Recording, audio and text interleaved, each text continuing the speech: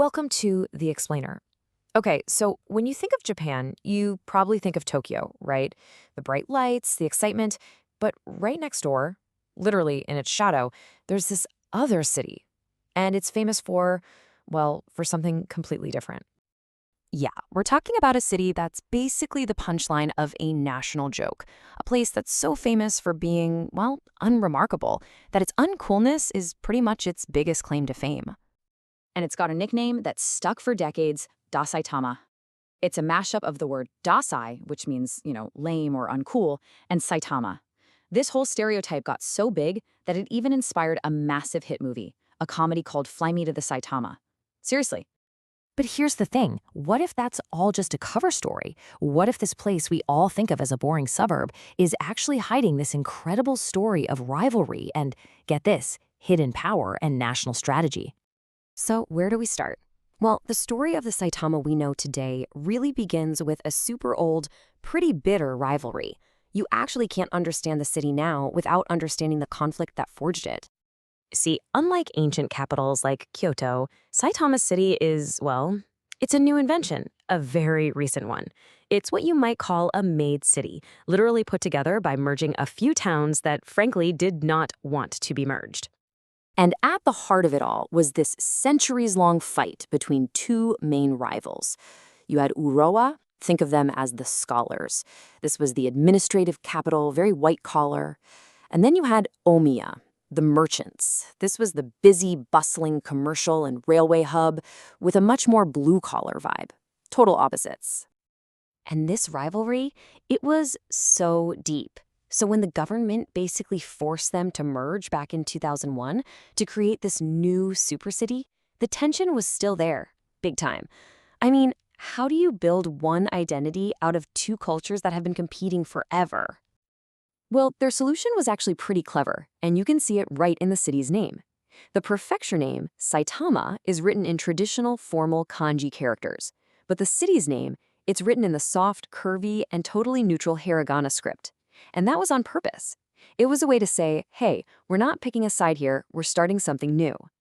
Okay, but this whole local drama, this rivalry, it kind of hides something way bigger. A national importance that, honestly, most people, even in Japan, have no idea about. Saitama isn't just a suburb. It's a totally critical piece of the entire country's infrastructure. Think about this. If a huge disaster ever hit Tokyo and shut it down, Saitama is designed to keep the whole country from grinding to a halt. It is, literally, the government's plan B. There's this specially built district there called Saitama Shintoshin. It means New Urban Center, and it's home to the regional headquarters for pretty much every important government ministry. So if there's a crisis, these offices are ready to just take over. They can run all the essential government functions for the entire region, including Tokyo. And it's not just about government paperwork. Saitama plays an absolutely vital role in the country's transportation. It's like, if Tokyo is the heart of Japan, Saitama is the main artery that pumps everything to the entire northern half of the country. So you remember Omiya, the old merchant town? Well, its train station, Omiya Station, is one of the most important rail hubs in all of Japan. Why? Because it's the Great Junction. All the Shinkansen bullet trains heading north from Tokyo pass through here. And at Omiya, they split off to go everywhere else up north. If something happens to this one station, Tokyo is basically cut off from the rest of northern Japan. It's that important. Okay, so it's not just a boring suburb, and it's more than just a backup capital. So what is it? What's actually there? Well, you might be surprised at just how much economic and cultural muscle this place is packing. For starters, it's huge. We're talking about 1.3 million people. That makes it the 9th largest city in Japan. And here's a kicker. While a lot of Japan is dealing with a shrinking population, Saitama is actually growing. It's where young families go when they can't afford the crazy prices in Tokyo. And it's a real economic and cultural powerhouse.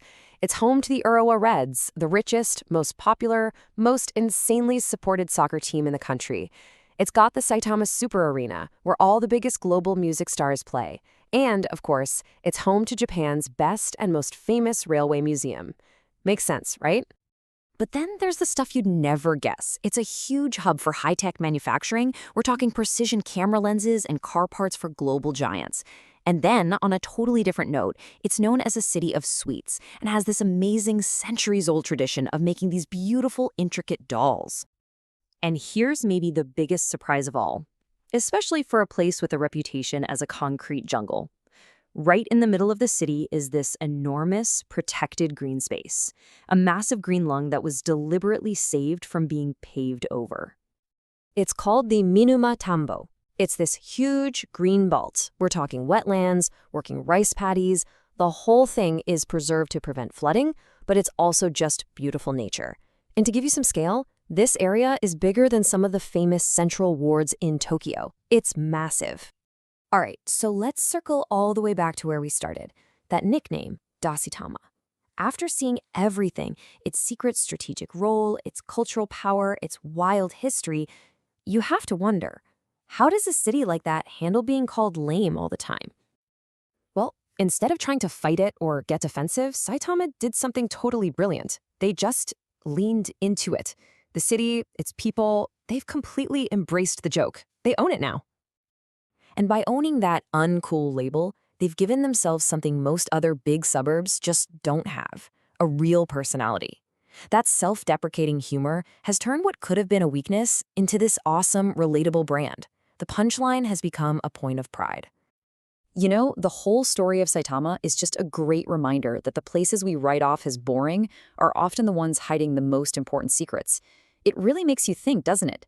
What's hiding in plain sight in that uncool place right next door to you?